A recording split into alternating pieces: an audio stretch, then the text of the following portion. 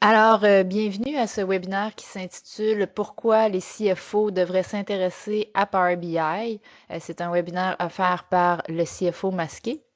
Le CFO masqué, c'est une petite boîte qui se spécialise en modélisation d'affaires avancées. On travaille surtout avec Excel et Power BI, qui est le sujet d'aujourd'hui, et toute la déclinaison d'outils qu'on appelle les Power Tools dans Excel. On fait de la consultation, de la formation et du coaching. Au niveau de la formation, c'est autant de la formation en classe, en ligne et en entreprise. Moi, personnellement, mon nom est Sophie Marchand. Je suis à la tête du CFO masqué. Je suis quelqu'un qui a un background en finance corporative. Donc, j'ai une maîtrise en finance corporative et j'ai également un titre comptable CPA-CGA. Et je suis également double MVP. MVP qui signifie Most Valuable Professional, qui est un titre remis par Microsoft. En fait, je suis la seule MVP Excel au Québec et l'une des deux MVP Data Platform au Québec pour mes compétences notamment en Power BI. Je suis également responsable d'un groupe d'usagers qui s'appelle Montreal Modern Excel and Power BI. C'est un groupe qui appartient à la grande communauté Power BI. Bref, on se rencontre une fois par mois environ dans les locaux de Microsoft à Montréal en soirée la semaine. Et on reçoit des conférenciers qui viennent parler de différents sujets qui touchent, pardon, à Excel et ou à Power BI et aux Power Tools notamment. Alors, si c'est un sujet qui vous intéresse, sachez que je vous donnerai l'accès à ma présentation PowerPoint à la suite du webinaire. Et donc, quand vous voyez un lien bleu souligné, c'est un lien cliquable. Alors, vous pourrez cliquer et en apprendre davantage sur le sujet. Le webinaire d'aujourd'hui, je vous avais posé des questions à l'inscription sur ce qui motivait votre inscription. Je vais bien être claire, c'est un webinaire qui s'adresse aux CFO, aux VP Finance, aux directeurs financiers et aux contrôleurs. Et ça porte vraiment sur les bénéfices d'utiliser Power BI pour un département de finance. Alors, si vous vous posez la question, c'est quoi Power BI et en quoi ça peut m'être utile dans mon département de finance, vous êtes au bon endroit. Sachez que si vous voulez aller plus en détail à voir comment se comporte l'outil, c'est quoi les fonctionnalités de l'outil, il y aura un autre webinaire en décembre qui va faire un tour complet des fonctionnalités de Power BI, donc de A à Z.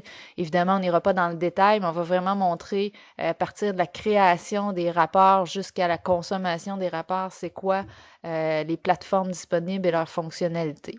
Alors, c'est un bon webinaire complémentaire à celui que je vous offre aujourd'hui. Sachez aussi que le CFO masqué, on offre diverses formations en lien avec Power BI, encore une fois en ligne, en classe et en entreprise, si vous voulez pousser plus loin ces connaissances-là.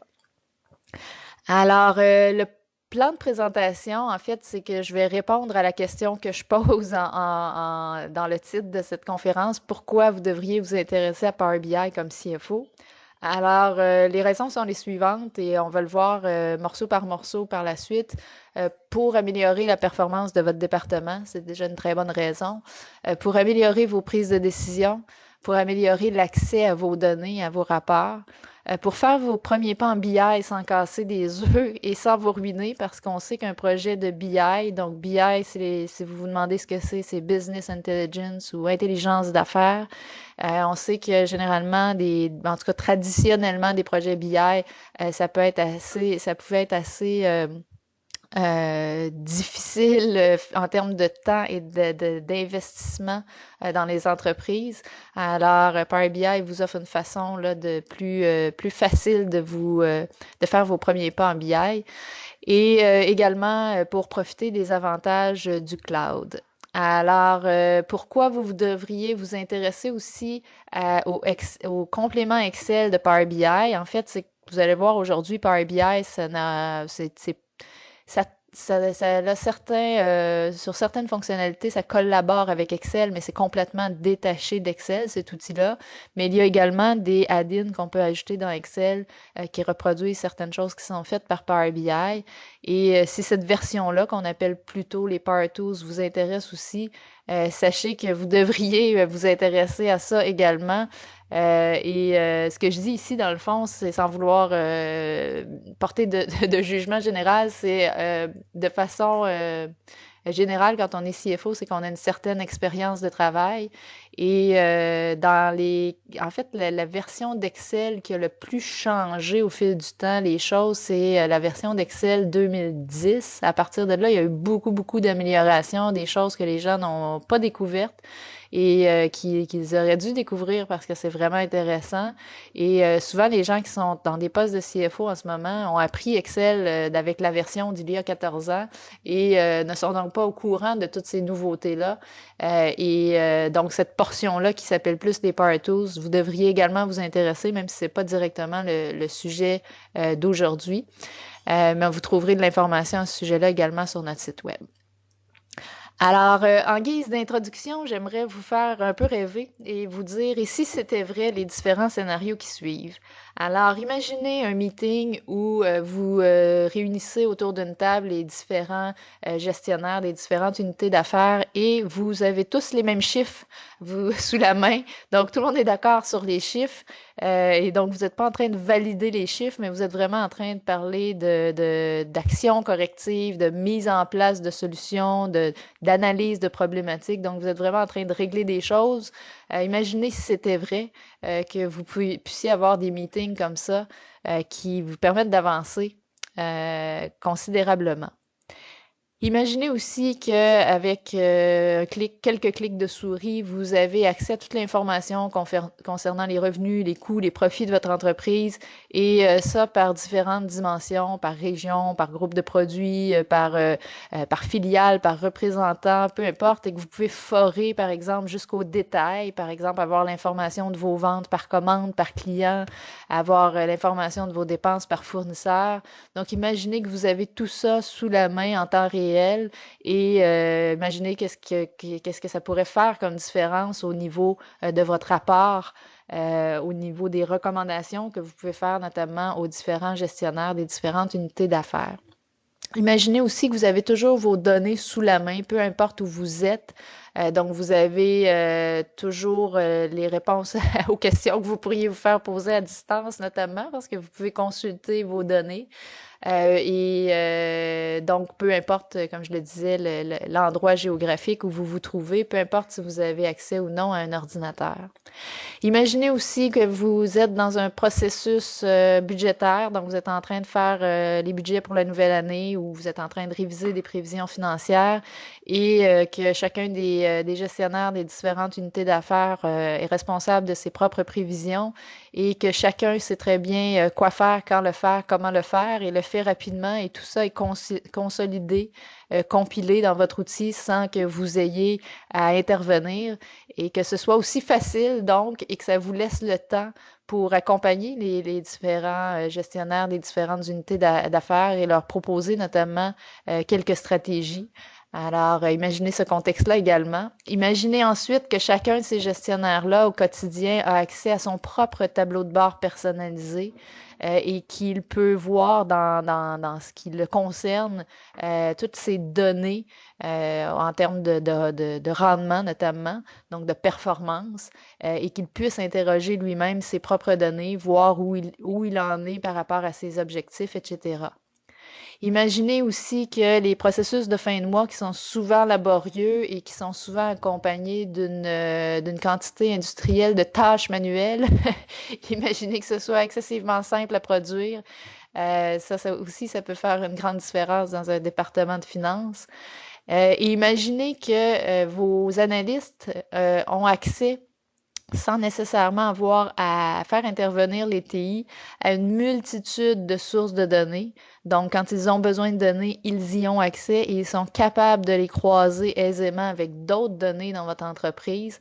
Donc, ils ne passent pas leur temps à cruncher des données, comme on aime dire, mais peuvent vraiment participer à des tâches qui ont une plus grande valeur ajoutée pour votre entreprise. Et imaginez finalement que la fameuse personne chez vous qui est l'expert Excel, il y a toujours dans une entreprise un ou une expert Excel. On souhaite toujours que cette personne-là ne soit pas malade et ne quitte pas l'entreprise parce qu'il y a beaucoup de choses qui reposent sur ses épaules. Ben, imaginez que c'est plus un problème, que si cette personne-là quittait votre entreprise, vous avez les choses bien en main, puis il n'y a pas tout qui va s'écrouler. Alors, s'il y a un ou l'autre ou l'ensemble de ces propositions vous fait rêver, Power BI peut régler ou peut faire en sorte de rendre ces scénarios-là concrets. Alors, je vous ai dit pourquoi les CFO devraient s'intéresser à Power BI. Notamment, une des réponses était pour améliorer la performance de votre département. Et on va voir ici plus en détail qu'est-ce qu'on veut dire par là. Alors, ben, vous allez être plus performant si vous réussissez à libérer vos analystes, donc les analystes, les contrôleurs, si vous les libérez des tâches manuelles et répétitives. Donc, je ne sais pas si vous avez déjà osé calculer le temps qui est requis par chacun de vos analystes notamment, euh, pour effectuer un travail manuel et répétitif. Puis souvent, non seulement c'est du travail manuel et répétitif, mais c'est du travail qui est dupliqué, que plusieurs ressources font à peu près la même chose. Mais si vous osiez calculer tout ce temps-là, vous seriez probablement surpris par l'énormité du chiffre et des coûts associés. Alors, c'est un objectif de pouvoir libérer vos analystes. Et évidemment, l'utilisation d'Excel pour importer puis transformer des données, ça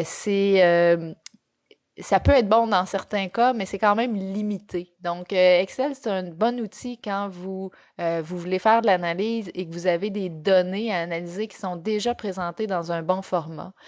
Par contre, le problème que rencontrent souvent les analystes, c'est justement que les données sont pas dans un bon format, que les données résident dans divers systèmes, donc ils doivent aller chercher des données un peu partout, puis ces données-là ne se parlent pas nécessairement. Et donc, là, les analystes usent d'imagination pour utiliser des techniques dans Excel pour transformer et fusionner des données. Malheureusement, en fait, la plupart du temps, malheureusement, les analystes pensent qu'ils ont des méthodes extraordinaires, mais c'est souvent très manuel et très peu optimal et ça entraîne beaucoup d'erreurs. Donc, chez nous, on fait beaucoup d'audits de processus, d'outils dans Excel, de modèles financiers, de tableaux de bord, ces choses-là. Et vous seriez surpris de constater le taux, le pourcentage de fichiers Excel qu'on analyse et qui ont des erreurs importantes. On l'estime, nous, chez nous, à 80% de ce qu'on audite. Donc, c'est vous dire l'importance des erreurs qu'on y trouve. Et un des problèmes aussi, c'est que si les analystes veulent les données puis ils sont pas disponibles, ils n'ont pas le choix de se tourner vers Excel et de faire toutes ces manipulations-là, à moins qu'ils se tournent vers le département de TI, mais souvent, le département de TI, pour toutes sortes de raisons, est pas capable de fournir ces données-là dans un délai acceptable.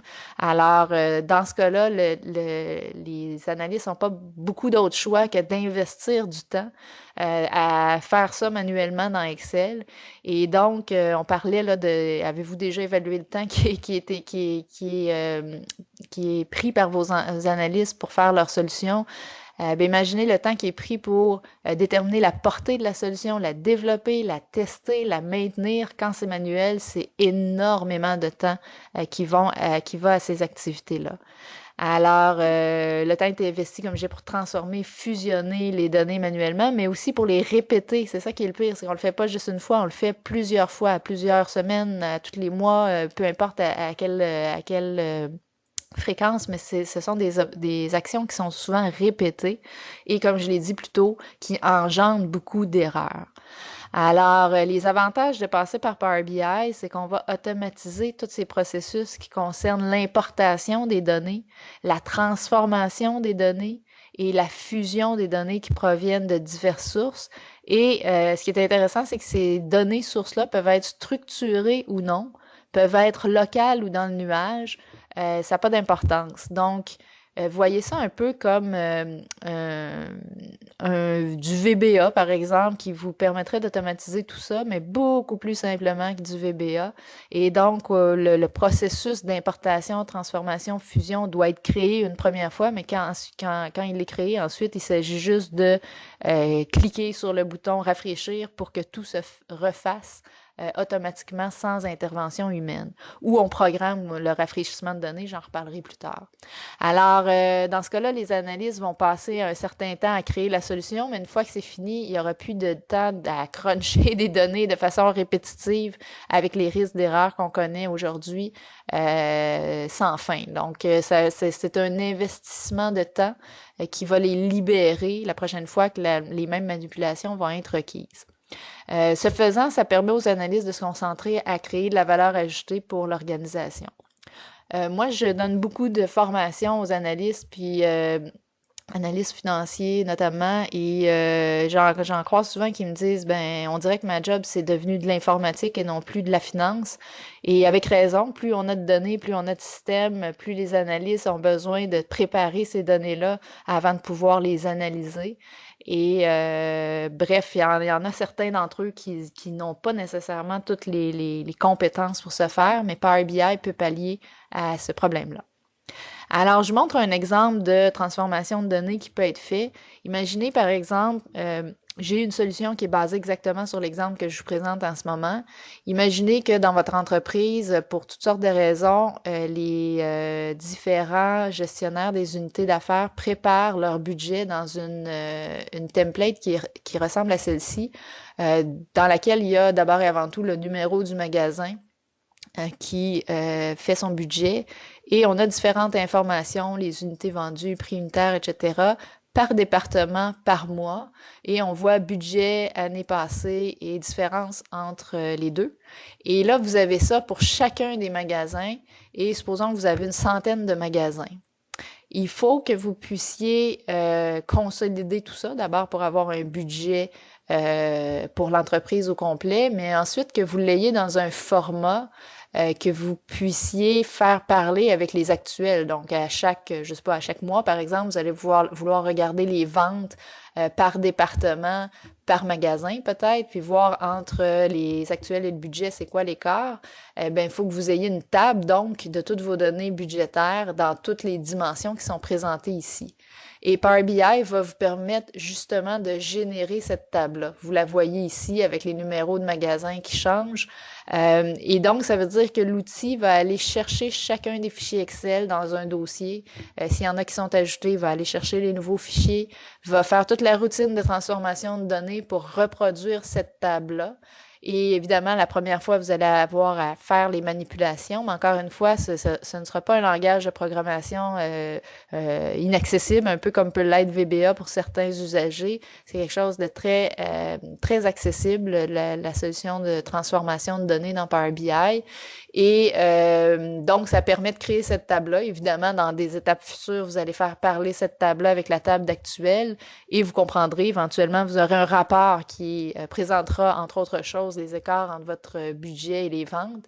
Et tout ça, donc, se produira de façon automatisée. Parce que vous allez avoir une première fois écrit le processus de transformation de données. Une autre façon d'augmenter la performance de votre département, c'est en évitant la duplication. Et quand je parle de duplication, c'est autant la duplication de tâches que la duplication de données. Et là, ici, je ne pouvais pas m'empêcher de mettre un petit Dilbert qui dit donc, I started a task force to eliminate redundancies in our internal processes. Donc, j'ai commencé une tâche pour éliminer la duplication dans nos processus internes et on a le collègue qui dit « Ah, vraiment, moi aussi, je faisais ça. » Donc, une belle preuve que dans l'entreprise, on ne sait pas souvent ce que les autres font. Puis, il y a des gens qui essaient de faire exactement la même affaire que nous. Et encore une fois, essayer d'évaluer le temps qui est investi en double, ça peut être assez épeurant. Et non seulement, donc, on a des personnes qui passent leur temps à faire la même tâche, mais ce faisant, s'ils le font, par exemple, dans, on va dire, un fichier Excel, ils le font dans 2 fichiers Excel séparés, peut-être qu'ils ne sont pas arrivés au même résultat, et ils vont présenter des chiffres différents. Multipliez ça par le nombre de personnes qui font ça dans votre entreprise et Ça explique pourquoi vous arrivez des fois à certains meetings avec des données de vente, puis il n'y a pas personne qui a le même chiffre. Ça, c'est souvent une raison.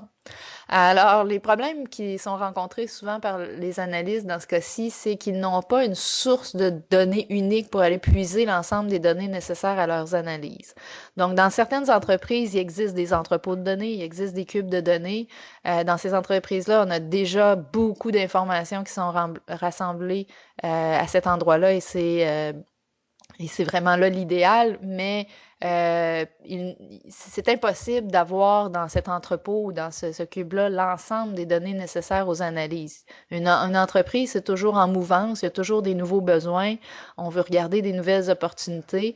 C'est impossible que toutes les données soient centralisées. Donc, même pour les entreprises qui ont déjà en place un entrepôt de données, un cube de données, euh, pour les analystes, d'avoir la liberté de prendre des données dans cet entrepôt-là et de les croiser avec d'autres données, c'est vraiment important. Et pour toutes les entreprises qui n'ont même pas ça, un entrepôt de données, alors là, Power BI est doublement plus intéressant parce qu'il va vous permettre de créer éventuellement cette source unique. Alors, l'autre problème aussi que les analystes rencontrent, c'est qu'ils n'ont pas le temps d'attendre après le département de TI pour obtenir leurs données. Alors, ils sont pris finalement à faire les fameuses tâches manuelles d'importer des données dans Excel, copier-coller, etc. Alors, c'est là que vos analystes vont tenter à chaque fois de recréer le bouton à 4 trous, si j'ose dire, et donc vont dupliquer et le travail et les fichiers. Euh, les avantages de Power BI, c'est que ça permet donc de créer ce qu'on appelle des modèles de données. Modèles de données, vous pouvez entendre par là des cubes virtuels si vous souhaitez. Et ça se fait en mode libre service, donc de façon autonome. J'ai mis Team BI entre parenthèses parce que Microsoft va souvent parler de Personal BI, Team BI, Corporate BI. Power BI se situe à ce stade-ci au Team BI, c'est-à-dire que vos analystes vont être capables de créer des modèles de données en mode libre service, mais ensuite vont être capables de les mettre à la disposition des autres usagers, donc de centraliser ces modèles de données-là et de les rendre accessibles à d'autres usagers pour éviter justement qu'on duplique les fichiers. Et donc, il y a un responsable d'un modèle de données, puis quand le modèle de données est mis à jour, tout le monde peut se brancher sur ce modèle-là pour faire ses propres analyses. Donc, on tend à avoir une seule version de la vérité, ce qui est l'objectif qui a toujours été poursuivi par les initiatives BI traditionnelles et plus modernes. Donc, par exemple, dans Power BI, ça c'est une impression d'écran d'un rapport dans Power BI. Vous avez notamment, quand je parle de modèle de données, vous auriez par exemple les différentes tables du modèle de données. Par exemple, si vous voyez dimension bannière, dimension catégorie, dimension table, faut voir ici ces champs-là comme un peu quand vous faites un tableau croisé dynamique dans Excel. Vous pouvez donc cocher certains champs pour créer des analyses dans votre page ici à gauche. Et c'est hyper intéressant une fois que le modèle de données est bien monté. Donc, le modèle de données a été monté comment? Ben, je vous montrerai pas de visuel là-dessus. Si vous voulez le voir, vous pourrez écouter le prochain webinaire, mais il a été monté en allant chercher différentes sources de données, en les transformant, etc. Et une fois donc le modèle de données est créé, l'usager dans Power BI n'a qu'à glisser ses champs dans la fenêtre ici en blanc pour commencer à créer ses analyses. Donc, après ça, il peut se faire ce qu'on appelle des slicers ou des segments, etc. Et il peut choisir différentes visualisations. Donc, ils vont pouvoir bonifier tout ça ici. Mais l'idée, c'est de vous dire qu'une fois que le modèle de données est fait, c'est simple pour l'analyste d'analyser les données. Et ce modèle de données-là, c'est le même pour tous. Alors, si la personne qui est responsable de mettre à jour le modèle de données dans dimension bannière ici doit ajouter un champ, elle va le faire et ce champ va devenir accessible à tous. Donc, tous les gens qui font les analyses à partir de ce modèle de données-là. Et non seulement le modèle est accessible dans Power BI, mais il pourrait être accessible aussi via Excel. De la même façon que on voit les champs de la même façon qu'un tableau croisé dynamique. Et les champs ici, il faut juste comprendre qu'ils sont, vous voyez encore dimension bannière, dimension catégorie, dimension date, ce sont les mêmes que dans le Power BI ici, puisque je suis dans Excel ici, mais je me connecte au modèle de données qui est dans Power BI. Donc Power BI, c'est dans le cloud. c'est un portail web. Et donc, mes analystes ici peuvent, s'ils le désirent, continuer de travailler dans Excel et ne pas utiliser l'interface de Power BI. C'est à leur choix. Mais à ce moment-là, ils sont eux aussi connectés au modèle de données. Donc, un seul modèle de données à entretenir et toutes sortes d'analyses possibles à faire sur ce modèle de données-là. On évite à ce moment-là la duplication de tâches et de fichiers. Une autre raison pour les CFO de s'intéresser à Power BI, pardon, je l'ai mentionné d'emblée, c'est d'améliorer la prise de décision. Alors, notamment de faire parler vos données. Et ça, ben, comment vous pouvez améliorer ça, c'est en permettant aux analystes de créer des visualisations de données efficaces. Alors, je ne sais pas si vous saviez, mais il y a plusieurs études qui le prouvent. La façon dont les données sont présentées affecte notre capacité à les comprendre et donc ça va influencer la rapidité et la facilité avec laquelle ces informations-là peuvent être utilisées pour prendre des décisions. Alors, ça peut nous sembler banal, mais une information qui est présentée via les bons visuels, de la bonne façon, fait toute la différence au niveau de la compréhension de ces données-là et donc nécessairement de la prise de décision qui sera faite à partir de ces visualisations. Évidemment, Excel, c'est un très bon outil pour créer des visualisations de données. Donc des graphiques, des choses comme ça. Ça permet de personnaliser au maximum les visualisations. Dans Excel, on peut aller très très loin au niveau de la personnalisation des graphiques, ce qui est moins le cas généralement avec des solutions un peu plus costaudes. C'est un outil aussi qui est bien connu et maîtrisé par les analystes au niveau des tableaux croisés dynamiques des graphiques, par exemple. Et ça s'utilise d'ailleurs conjointement à plusieurs niveaux dans Power BI. Par contre, il y a certains problèmes qui peuvent être rencontrés quand les analystes créent leur visualisation de données dans Excel. Premièrement, dans Excel, dépendamment de la façon qu'on crée nos graphiques, ça peut être difficile de forer dans le graphique. Par exemple, je vois les ventes par mois, puis je clique dans un mois pour les voir par jour. Ça, c'est difficile à faire dans Excel. Ça peut être difficile aussi de forer dans un graphique à partir d'un autre. Par exemple, j'ai dans un graphique mes ventes par mois, dans un graphique en colonne, on va dire. Puis dans un graphique en tarte, j'ai mes ventes par produit, puis j'ai produit ABC. Bien, cliquez sur produit A pour voir mon graphique en colonne par mois se mettre à jour. Ça, faire ça dans Excel, c'est excessivement difficile. Une autre affaire qui est limitée dans Excel, c'est le choix des visuels. Donc, évidemment, en 2016, on en a ajouté beaucoup de nouveaux graphiques. Alors, c'est intéressant, mais c'est quand même plus limité que dans les outils de BI, généralement. Et un autre problème qui peut être rencontré, c'est au niveau de l'analyse des données. Dans Excel, on peut questionner les données par des fonctions, des graphiques, des tableaux croisés dynamiques, mais il n'y a pas d'autres outils. Par exemple, on ne pourrait pas, en langage naturel, taper des questions puis avoir des réponses à nos questions. Donc, c'est un petit peu plus limité de ce côté-là dans Excel. Alors, les avantages de Power BI à ce niveau-là, c'est premièrement que ça permet à vos analystes de créer des histoires avec vos chiffres. Et que donc de créer des histoires et que ces histoires-là font partie de rapports qui sont diffusés à différents gestionnaires et donc ça permet aux gestionnaires de mieux interpréter les données et de prendre de meilleures décisions basées sur ces données-là. Notamment et plus précisément, ce que va permettre Power BI, c'est d'avoir une plateforme d'exploration des données. Je vais vous montrer dans quelques instants, d'avoir accès à une option qui s'appelle Quick Insights ou Analyse rapide si vous préférez en français. C'est une fonctionnalité, c'est le système qui effectue ça automatiquement et qui détecte des tendances, des corrélations, des exceptions dans vos données et qui vous ressort tout ça sous forme de graphique. Alors, c'est pas vous qui effectuez le travail, c'est le système. Vous avez aussi accès à une plateforme de tableau de bord, donc où chacun peut se créer ses propres tableaux de bord, ce qui veut vraiment suivre selon ses intérêts. Et vous avez aussi une plateforme pour questionner les données en langage naturel. Alors, par exemple, ici, j'ai un rapport créé dans Power BI. Vous reconnaissez à nouveau mon modèle de données dans lequel je peux aller choisir des champs puis glisser ici pour créer mes différents graphiques. Alors, il est possible dans Power BI que j'ai un rapport qui est standardisé. Tout le monde a accès au même rapport, mais supposons que moi j'ai accès à ce rapport-là ici et que je me dise, ah, c'est bien intéressant tout ça, mais j'aimerais aussi analyser quelque chose de plus. Ben, je pourrais me faire ma copie du rapport. Attention, j'ai dit copie du rapport et non du modèle de données. Je reste attaché au même modèle de données, mais je copie le rapport ou si vous voulez, je recommence un nouveau rapport sur le même modèle de données et je glisse ici dans les champs pour pouvoir faire ma propre analyse. Peut-être que les graphiques qui sont là m'intéressent, mais peut-être qu'il y en a d'autres que je veux voir, mais c'est facile pour moi de le faire parce que j'ai la plateforme d'exploration de données. J'ai aussi l'accès à Oups, pardon. J'ai aussi accès à ce que j'ai appelé tantôt le Quick Insights, analyse rapide. Donc, comme je vous ai dit, quand je roule le Quick Insights, ce que ça fait, c'est que ça analyse votre modèle de données, puis ça va ressortir des tendances, des comparaisons, des corrélations, des choses comme ça.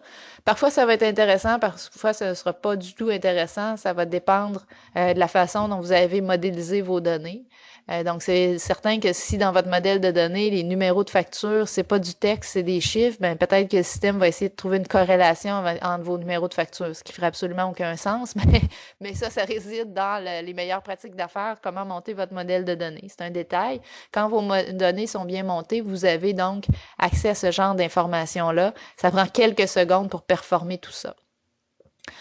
Vous avez ensuite la possibilité, je disais, de vous créer vos propres tableaux de bord. Donc, vous avez les différents rapports, puis s'il y a des tuiles plus particulièrement qui vous intéressent, vous pouvez cliquer dessus et les ajouter à votre tableau de bord. Donc, supposons que la tuile ici, elle faisait partie d'un rapport qui m'intéressait. J'ai cliqué dessus, elle s'est ajoutée à mon tableau de bord. Et à partir de mon tableau de bord, si je clique sur cette tuile-là, je vais tomber dans le rapport détaillé. Et ce qui est intéressant aussi, c'est que je peux me créer une alerte. Par exemple, ici, j'ai la moyenne des nouveaux usagers par jour. Je pourrais dire, en fait, c'est pas ce qui est la moyenne, oui. Donc, je pourrais dire si le chiffre est en haut de 0, ou peu importe, là, en haut, on va dire de 2000, peu importe, ce qui ferait du sens, envoie-moi une alerte. Donc, c'est possible non seulement de se faire son tableau de bord, mais c'est possible de créer des alertes pour être avisé de l'atteinte de certaines cibles. J'ai aussi la possibilité dans mon outil de questionner les données avec du langage naturel, donc en mots plutôt qu'en chiffres. Par exemple, ici, je suis en anglais, j'ai marqué New Hire Count by Month. Vous voyez, ce qui s'est produit en arrière, c'est qu'on me présente les informations par mois, comme je l'ai demandé. Et évidemment, je pourrais aller plus loin, je pourrais dire as a pie chart ou sort by, je sais pas, peu importe. Donc, du moment que vous commencez à taper, vous avez quelque chose sous les yeux qui commence à se mettre en forme et qui répond à votre question ici. Donc, évidemment, on ne pourrait pas faire ça dans Excel et ça, c'est excessivement intéressant quand vous fouillez dans un modèle de données, vous cherchez une information précise. Il y a également plusieurs graphiques. En fait, si je retourne en arrière, dans Power BI, vous avez certains graphiques ici qui sont disponibles. Donc, il y en a vraiment plusieurs, mais au-delà de ça, vous pouvez en ajouter certains graphiques qui font partie, ou visualisations si vous préférez, qui font partie de ce qu'on appelle la galerie de visualisation personnalisée de Power BI. Donc, ce sont des développeurs qui ont développé certaines visualisations et qui les ont déposées dans la galerie. Et vous, comme utilisateur de Power BI, vous pouvez aller choisir ces visualisations-là et les ajouter à celles qui sont présentes par défaut dans votre outil. Alors ici, ce n'est qu'un extrait, vous avez dans la galerie beaucoup plus de choix que ça et c'est vraiment intéressant parce que les développeurs se surpassent. Il y a des choses très dynamiques là-dedans. Donc, ça va beaucoup plus loin. Et ce qui est intéressant de savoir, c'est que Power BI, il y a des mises à jour qui se font tous les mois. Et dans toutes les dimensions de Power BI, vous avez toujours des nouveautés fréquemment, dont dans la galerie de visuels. Un autre point important, c'est de pouvoir accéder à des données à jour.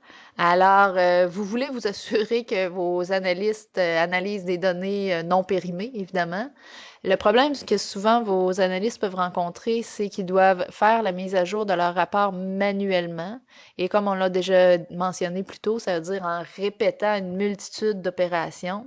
Et les conséquences de ça, c'est quand les rapports sont finalement prêts, Ben, les données sont un peu passées, puis les décisions qu'il fallait prendre, les actions qu'il fallait prendre ont été prises, alors ça arrive pas à un moment opportun. L'avantage de Power BI, c'est que les rafraîchissements de données peuvent être programmés. Donc, on peut dire, par exemple, à chaque jour ou à chaque semaine ou peu importe, on rafraîchit les données. Donc, on se rebranche aux sources de données. Ben, je dis on, mais c'est le système qui le fait. Se reconnecte aux sources de données, refait les transformations et nous met à jour nos rapports qui sont basés sur le modèle de données en question. Alors, si les données, c'est des données locales, vous aurez besoin à ce moment-là d'installer ce qu'on appelle une passerelle. Vous allez aussi pouvoir vous connecter soit en important les données ou soit en vous connectant directement à la source quand c'est possible de le faire, par exemple en vous connectant sur Analysis Services, ou alors les données vont être dans le nuage. Et si vous êtes dans le nuage, bien, vous n'avez pas besoin de passerelle pour vous connecter. Il y a un rafraîchissement qui va se faire naturellement aux heures. Alors, quand je dis dans le nuage, par exemple, vos données sont sur, je ne sais pas, OneDrive ou des choses comme ça, SharePoint, par exemple, ça peut se faire automatiquement. Donc, les données obtenues sont obtenues presque en temps réel et tout le monde a accès aux mêmes données en même temps.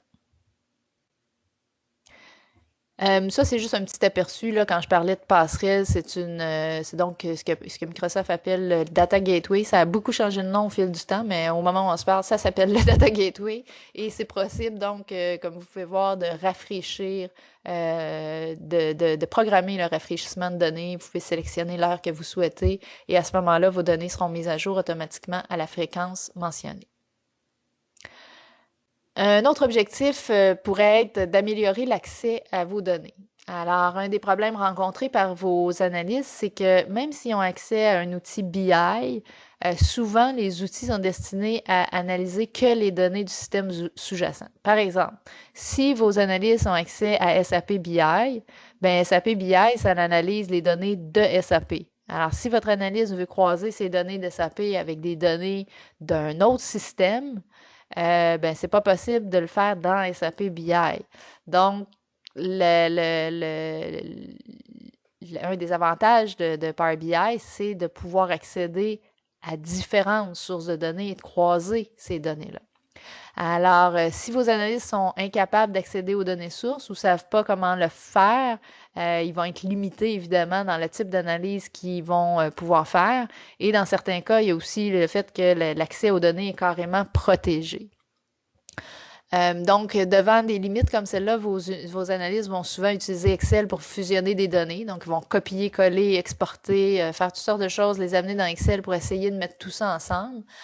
Ou ils vont avoir besoin d'une assistance des TI pour accéder à leurs données. Et je ne sais pas si vous saviez, mais le bouton le plus utilisé dans les solutions de reporting après le bouton enregistrer, save, c'est le bouton export to Excel. Alors, juste pour vous donner une idée, ça veut dire que tous les outils de reporting vous font du reporting sur l'outil en question, sur les données de l'outil en question. Mais du moment que vous voulez les croiser, il n'y a pas de solution à l'intérieur de l'outil. Donc, on vous donne la possibilité Export to Excel en se disant, ben, l'analyste va mettre les données dans Excel, il fera la fusion lui-même, il fera l'analyse lui-même à partir de ce moment-là. Alors, c'est pour ça qu'on a autant de fichiers Excel et autant d'analyses qui sont faites comme ça dans les entreprises. L'avantage de Power BI, au risque de me répéter, c'est que l'analyste peut lui-même accéder aux différentes sources de données sans faire intervenir les TI. Ça permet aux analystes d'importer les données ou de s'y connecter directement sans avoir effectué de manipulation dans Excel à chaque fois. Et ça permet aussi, ça c'est fort intéressant, à vos analystes d'accéder à divers content packs. Donc, Microsoft a appelé ça en français des packs de contenu. J'ai laissé la terminologie anglaise, de différents services en ligne. Et ça, je vais vous montrer dans un instant. Ça veut dire qu'à partir de Power BI, si vous avez accès aux services en ligne en question, par exemple, on va dire QuickBooks Online, si vous avez ça dans votre entreprise, il existe un Content Pack QuickBooks Online. Vous vous connectez à ce Content Pack-là et vous accédez donc à certains rapports et tableaux de bord qui sont déjà préconçus, mais avec vos données dedans, parce que vous êtes pardon l'expression, mais vous êtes logué avec votre username and password et vous avez donc accès au tableau de bord, mais avec vos données de votre QuickBooks Online.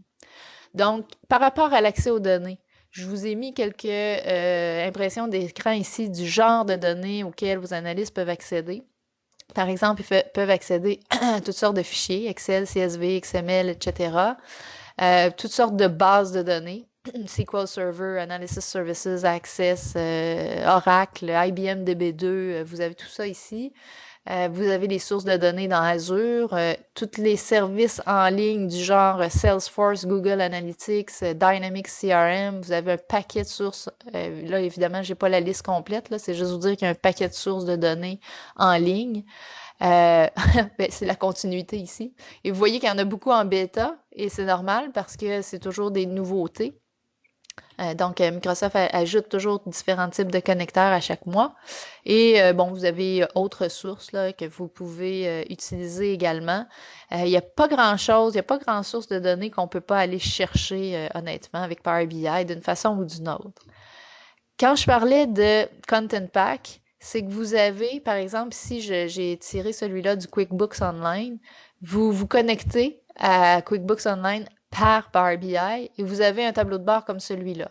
Alors, les données qui sont là, évidemment, ça va être les données de votre entreprise. Alors, vous allez voir ici, c'est marqué Net Income. Vous allez voir le Net Income de votre entreprise, le Gross Profit Margin de votre entreprise.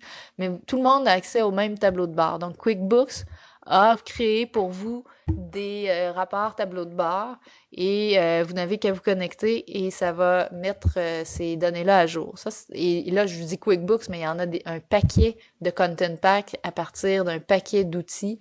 Salesforce en est un, Dynamics en est un aussi, Dynamics autant CRM que ERP. Bref, il y a beaucoup de Content Pack.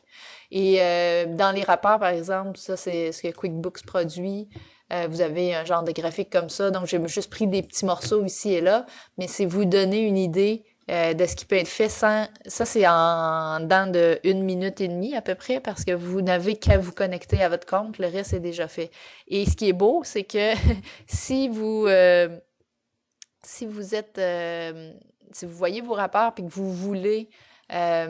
produire des analyses supplémentaires, mais vous avez accès aux données, puis vous pouvez créer des analyses supplémentaires.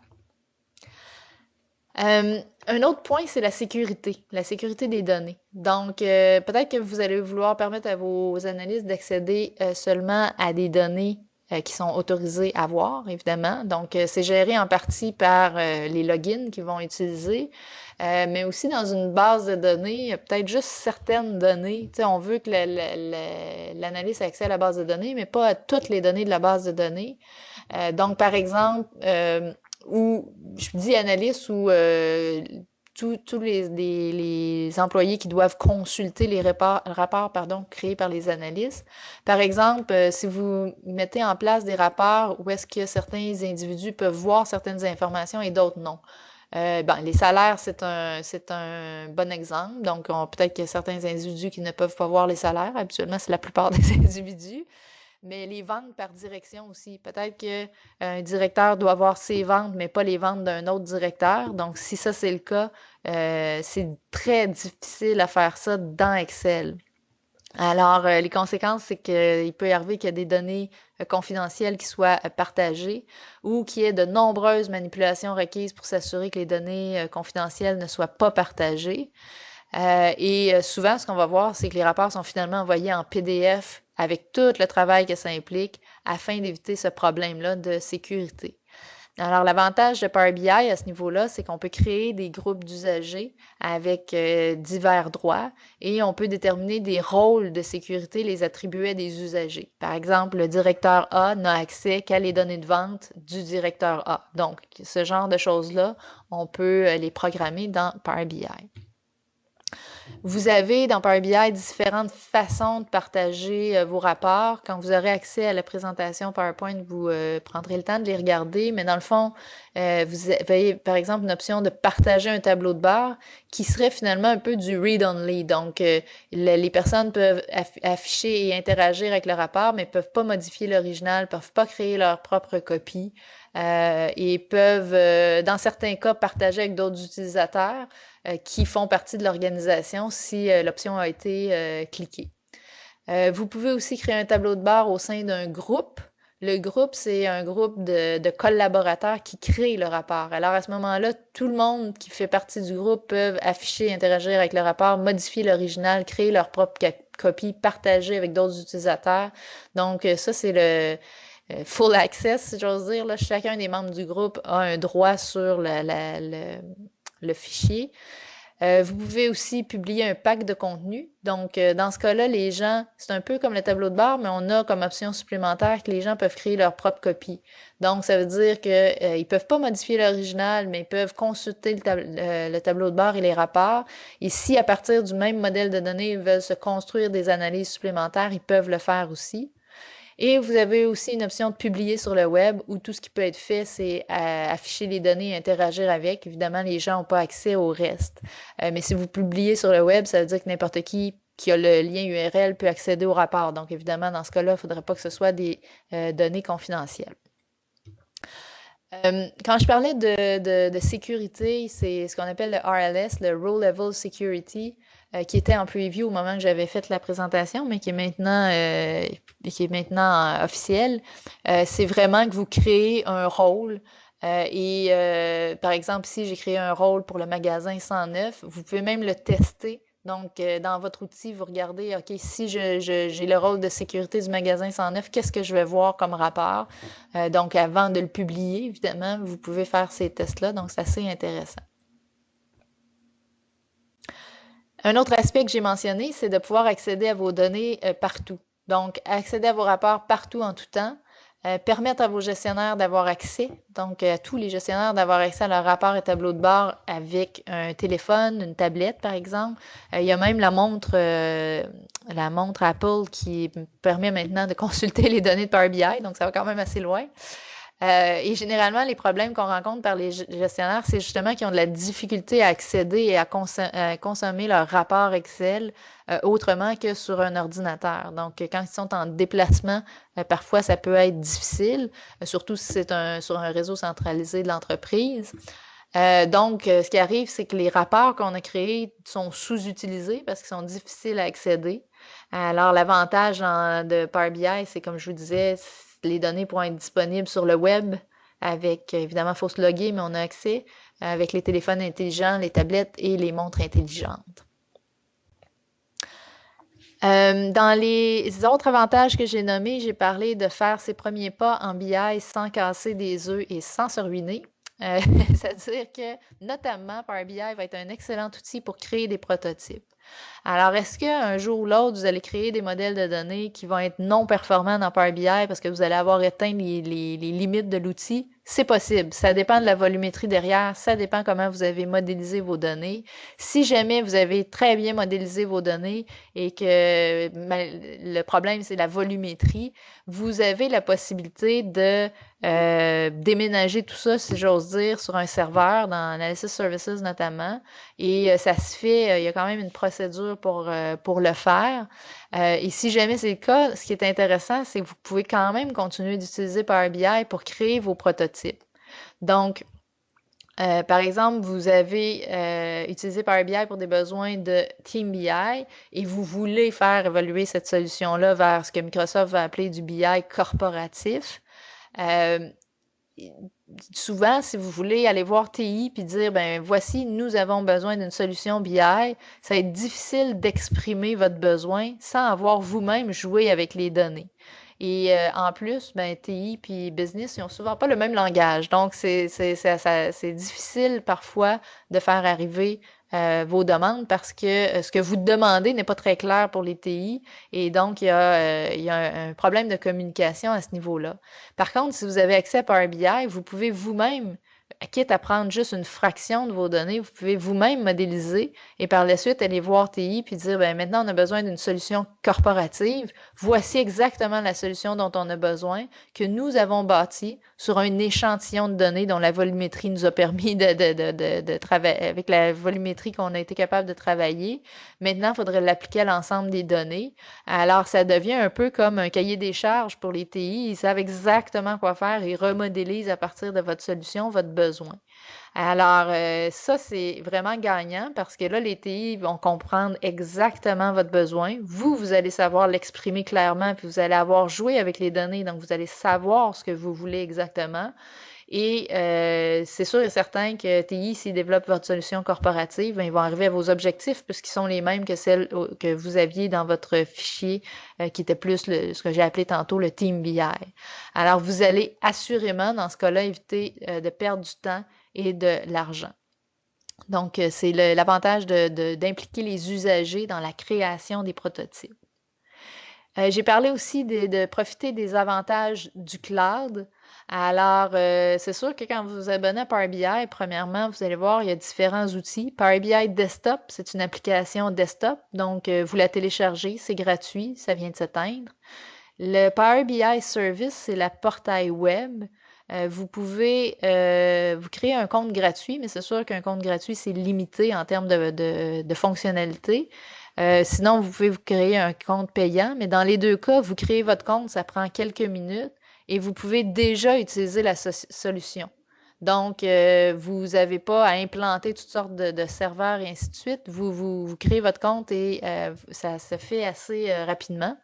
Et si vous accédez à la solution Power BI, donc qui est au risque de me répéter une solution cloud, ben, ça va permettre aussi à vos employés de mieux collaborer. Notamment, il y a toute une plateforme derrière Power BI, si vous accédez à ce forfait-là de Office 365 qui est fait pour la collaboration. Tantôt, j'ai parlé de groupes de collaborateurs, notamment quand un groupe de collaborateurs qui créent des rapports ensemble. Ça, il y a toutes les fonctionnalités d'Office 365, des groupes d'utilisateurs d'Office 365 qui sont mis à profit à ce niveau-là. C'est excessivement intéressant. Et ce faisant, donc, dans le cloud, en permettant la collaboration puis l'accessibilité, bien, vous allez certainement donner envie à vos employés de consulter leur tableau de bord, pardon.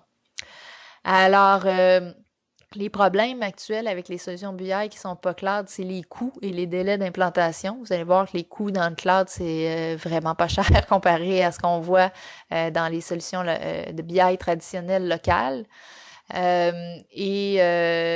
Souvent, en plus d'avoir des coûts élevés, des délais d'implantation élevés, ben, les bénéfices peuvent souvent tarder à se faire attendre, alors que avec Power BI, comme j'ai parlé plus tôt de prototypes et tout ça, souvent on arrive plus rapidement à nos fins.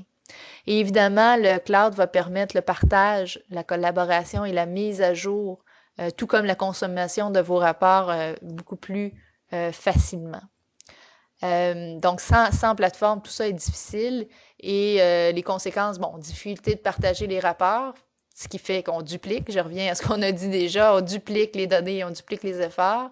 Le partage de données se fait souvent par des échanges de courriels abondants, donc des fichiers qui sont échangés par courriel, il n'y a rien de pire. Je suis sûre que je n'ai pas besoin de vous en convaincre. Il y a des employés qui ont du mal à suivre les différents rapports, les différentes versions dans les différents courriels, donc on a perte de motivation souvent du côté des employés, une perte d'intérêt, puis ils finissent par plus voir vraiment l'utilité de tous ces rapports-là. Alors, les avantages de Power BI, c'est justement d'éliminer cette abondance de courriels-là, puis de duplication de fichiers, puis d'optimiser la collaboration entre les divers intervenants. C'est évidemment de déployer une solution à faible coût. C'est qu'il n'y a pas d'implantation, donc pas de délai, pas de coût pour l'implantation comme telle. Aussi, vu que c'est dans le cloud, les mises à jour se font aisément, donc sans heures, si j'ose dire. Donc, vous les voyez même pas se faire, elles se font instantanément. Donc, vous n'avez pas besoin de constamment réinstaller des nouvelles mises à jour. Ça se fait automatiquement. Et vous avez aussi accès aux dernières nouveautés. Donc, si vous avez vraiment le Power BI plus l'Office 365, vous avez vraiment toujours tout le temps les nouvelles nouveautés d'Excel. Donc, je n'ai pas parlé beaucoup d'Excel aujourd'hui, mais Excel et Power BI, ça collabore vraiment à divers niveaux.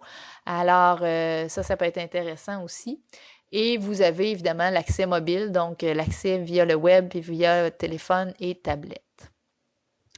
Avant de terminer, si vous voulez avoir des exemples précis de rapports qui peuvent être créés avec Power BI, vous aurez dans la présentation encore une fois les liens ici. Sur le site de Power BI, il y a ce qu'on appelle le Partner Showcase. Donc, il y a des partenaires Power BI dont fait partie le CFO masqué qui ont publié différents rapports pour vous donner une idée de ce qui est possible de faire. Nous, le CFO masqué, on en a créé deux. Et donc, vous aurez les liens. Par exemple, si vous cliquez sur celui-là, vous allez ouvrir le site de Power BI et vous allez voir, le rapport va être expliqué. Donc, vous allez voir l'explication et vous allez avoir un bouton aussi View Report. Ce qui est intéressant, ce qu'il faut savoir, c'est que quand vous cliquez sur View Report, vous avez notamment dans le bas ici un truc pour changer de page de rapport. Donc, vous pouvez vous promener pour aller dans les différentes pages du rapport. Mais ce qui est surtout intéressant de noter, c'est que le rapport est dynamique. Donc, si je clique, par exemple, ici juste sur une province, vous voyez mon rapport se mettre à jour. Alors, c'est excessivement intéressant si vous voulez consulter différents rapports. Par exemple, si je vais faire sélectionner tout. Et quand je parlais de forer d'un graphique à un autre, c'est exactement ce que je suis en train de faire ici. Par exemple, je clique sur les ventes d'un mois, puis vous voyez, ça fore l'ensemble des données de mon rapport. Alors, allez-y sur le site de Microsoft, dans le Partner Showcase, vous allez voir différents exemples. Ce que je vous ai mis dans la présentation PowerPoint, c'est un lien vers un des rapports que le CFO masqué a créé. Un deuxième rapport que le CFO masqué a créé aussi. Et ensuite, puisque le sujet d'aujourd'hui était dirigé envers les CFO, je vous ai mis différents liens vers des rapports qui sont de d'autres entreprises, mais qui sont plus financiers. Financial Reporting, par exemple. Vous voyez les différentes pages de ce rapport-là. Alors, quand vous aurez accès à la présentation PowerPoint, n'hésitez pas à cliquer sur les différents liens pour vous allez avoir des idées de rapports qui peuvent être construits avec Power BI. Alors, évidemment, ces outils-là, vous avez vu, en 1 heure, j'ai à peine couvert ce qui était Power BI, donc c'est quand même assez costaud. Faudrait pas penser qu'on peut utiliser ça du jour au lendemain sans avoir minimalement une formation qui présente les fonctionnalités. Une fois que vous avez une formation qui présente les fonctionnalités, vous pouvez par vous-même continuer à apprendre l'outil. Mais ce serait utopique de penser qu'on peut juste installer et les utiliser sans avoir de guidelines à ce niveau-là. Sachez que on offre des formations chez nous en entreprise, en ligne et en classe. Pour les formations en classe qui s'en viennent, on en a une sur Power BI, donc tout ce qu'on a vu aujourd'hui, qui va avoir lieu le 10 mars 2017. On en a une sur les add-ins Power BI dans Excel qui va avoir lieu le 17 février. Et on a aussi tout ce qui est Excel tableau de bord. Donc, ça ne veut pas dire que parce que vous utilisez Power BI, vous n'utilisez plus Excel. Je l'ai dit à quelques reprises, ça collabore très bien, ces deux outils-là ensemble. Et donc, si jamais des formations Excel, tableau de bord vous intéressent, on en offre 3 niveaux, tableau de bord 1, 2, 3. Le niveau 2 aura notamment lieu le 9 décembre 2016.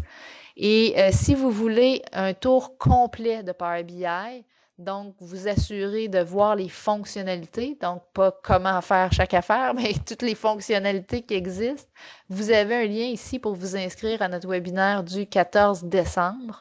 Alors, dans ce webinaire-là, vous allez voir vraiment comment on crée les rapports jusqu'à comment on les implante dans l'entreprise et comment ils sont consommés par les divers usagers. Alors, ça termine ma présentation d'aujourd'hui. J'ai quelques questions dans le chat, je vais les lire. Si vous en avez d'autres, vous pouvez les poser également. Je vais juste prendre quelques secondes pour lire les questions.